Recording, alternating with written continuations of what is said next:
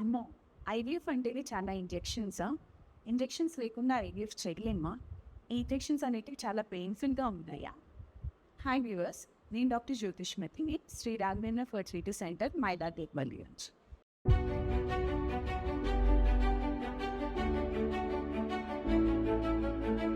ఈరోజు వీడియోలో మనం ఐవీఎఫ్‌కి సంబంధించిన ఇంజెక్షన్స్ గురించి డీటెయిల్‌గా తెలుసుకుందాం.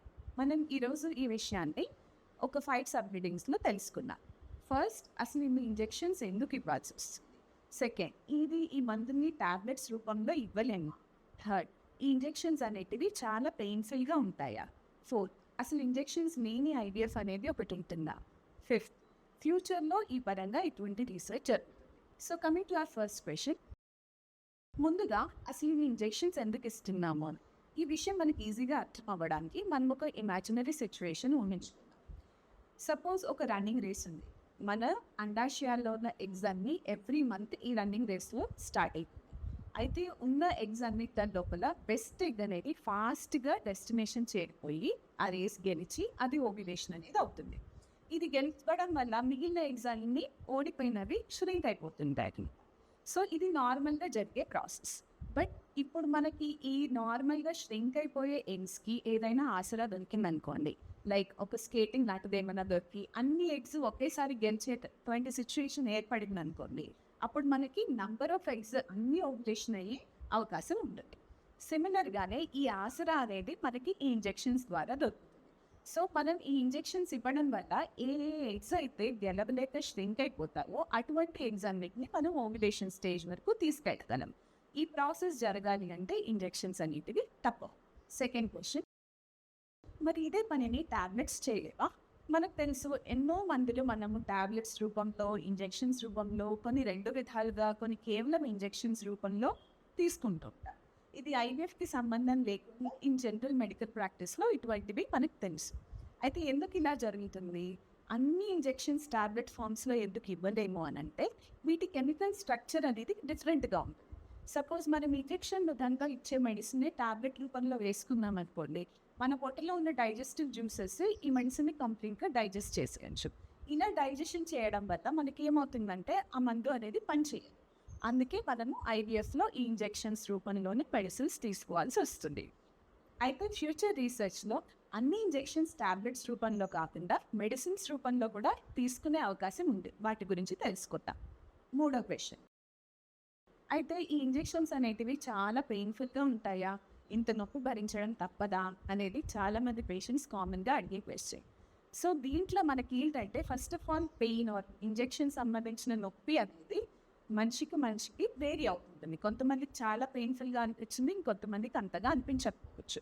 బట్ ఇన్ జనరల్ ఈ ఐవీఎఫ్లో ఇంజెక్షన్స్ అనేటివి 10 నుంచి 15 రోజుల వరకు తీసుకోవాల్సి ఉంటుంది. కాబట్టి ఈ ఇంజెక్షన్స్ అన్నిటినీ చిన్నగా పొట్టకు తీసుకునే విధంగా చిన్న సూదితో తయారు చేయడం జరుగుతుంది. ఇప్పుడు ఇంట్లో ఎవరైనా షుగర్ వ్యాధి ఉన్న వాళ్ళు ఇన్సులిన్ పెన్ రూపంలో ఎలాగైతే తీసుకుంటారో, most of the IVF injections కూడా పెన్ రూపంలో పొట్టకి తీసుకోగలిగే అవకాశం ఉంటుంది. అయితే ఎంబ్రియో ట్రాన్స్ఫర్ చేసిన తర్వాత ఇచ్చే కొన్ని ఇంజెక్షన్స్ ప్రెగ్నెన్సీ మంచిగా ఉండడానికి అవి మాత్రం ఆయిల్ బేస్డ్ ఇంజెక్షన్స్ ఉండొచ్చు. అవి మనం పొట్టకి ఇవ్వలేము. అటువంటి ఇంజెక్షన్స్ బ్యాక్కి తీసుకోవాల్సి ఉంటుంది. అటువంటి ఇంజెక్షన్స్ మాత్రం కొద్దిగా పెయిన్ ఎక్కువ ఉండొచ్చు. సో ఐవీఎఫ్ స్టిమ్యులేషన్ అంటే ఎగ్ పెరగడానికి మనం ఇచ్చే ఇంజెక్షన్స్ అన్ని దాదాపుగా స్మాల్ నీడిల్తో పొట్టకు తీసుకునేటివి రిలేటివ్లీ తక్కువ పెయిన్ ఉన్నది ఉంటాయి. ఫోర్త్ క్వశ్చన్, ఇంజెక్షన్స్ లేకుండా మనం ఐవీఎఫ్ చేయలేము. వెల్, ఇంజెక్షన్స్ లేకుండా ఐవీఎఫ్ చేయాలి అని అంటే దాన్ని మైల్డ్ స్టిమ్యులేషన్ ఐవీఎఫ్ అని ఒక పద్ధతిలో చేయొచ్చు. ఇందులోపల మనం న్యాచురల్గా పెరిగే ఎగ్స్ని మట్టుకే తీసుకుంటాం. ఏవైతే ష్రింక్ అయిపోయే ఎగ్స్ ఉంటాయో వాటిని మనం ఎక్కువగా పుష్ చేయం. సో ఈ ప్రాసెస్లో కూడా కొద్దిగా ఇంజెక్షన్స్ లేదా వితౌట్ ఇంజెక్షన్స్ ఈ ప్రాసెస్ చేయొచ్చు. ఇక రెండో విధానం ఇంజెక్షన్స్ లేని ఐవీఎఫ్ది ఐవీఎం, అంటే ఇన్ విట్రో మ్యాచురేషన్. మనం ఏవేవైతే ఇమ్మెచ్యూర్గా ఉన్న ఎగ్స్ ఉన్నాయో, అంటే రేస్ స్టార్టింగ్ స్టేజ్లో ఉన్న ఎగ్స్ని మట్టుకే మనం తీసేసుకొని వాటిని బయట ల్యాబ్లో మనం మెచ్యూర్ చేస్తాం. కానీ ఈ 2 పద్ధతుల ద్వారా మనకి ప్రస్తుతం ఇంజెక్షన్స్ ఇచ్చి చేసుకునే ఐవీఎఫ్ అంత హై సక్సెస్ రేట్స్ లేకపోవడం వల్ల ఇవి అందరు పేషెంట్స్కి జనరల్గా వాడడం జరగడం. ఫ్యూచర్ గురించి, సో ఈ ఫ్యూచర్ మనకు తెలుసు టెక్నాలజీ డెవలప్ అవుతుంది. ఫ్యూచర్లో ఇంజెక్షన్స్ లేని ఐవీఎఫ్ పాసిబులా అంటే ఆ దిశగానైతే రీసెర్చ్ జరుగుతుంది. బికాస్ స్కిన్ అబ్జార్ప్షన్ ద్వారానే ఈ ఐవీఎఫ్ మెడిసిన్స్ నొప్పి లేకుండా మన బాడీలోకి ఎక్కేటట్లు కూడా కొన్ని రీసెర్చ్ జరుగుతుంది. ఇంకొకటి కొన్ని ఐవీఎఫ్ మెడిసిన్స్ మనకి నోస్ ద్వారా నేజల్ స్ప్రేస్ ద్వారా కూడా ఇంజెక్ట్ చేసుకోగలిగే అవకాశం ఉండొచ్చు. సో ఫ్యూచర్లో మనకి నొప్పి లేని ఇంజెక్షన్స్ లేని ఐవీఎఫ్ దిశగా అయితే ప్రయత్నాలు జరుగుతున్నాయి. సో వ్యూవర్స్, మనకి ఈరోజు అనుకున్న ఐవీఎఫ్ ఇంజెక్షన్స్కి సంబంధించిన మేజర్ క్వశ్చన్స్ అన్నీ కవర్ చేసామనుకుంటున్నాను. ఒక ఇంపార్టెంట్ పాయింట్ మనం మాట్లాడుకోలేదు. అదేనండి మీ డౌట్స్. మీకు ఐవీఎఫ్ ఇంజెక్షన్స్కి సంబంధించిన ఐవీఎఫ్ ఇన్ జనరల్ గురించి ఏమైనా డౌట్స్ కానీ క్లారిఫికేషన్స్ కానీ ఉంటే మన కామెంట్ సెక్షన్లో పెట్టండి. నెక్స్ట్ వీడియోలో తప్పకుండా వాటిని ఆన్సర్ చేస్తాను. Till then take care. Thank you.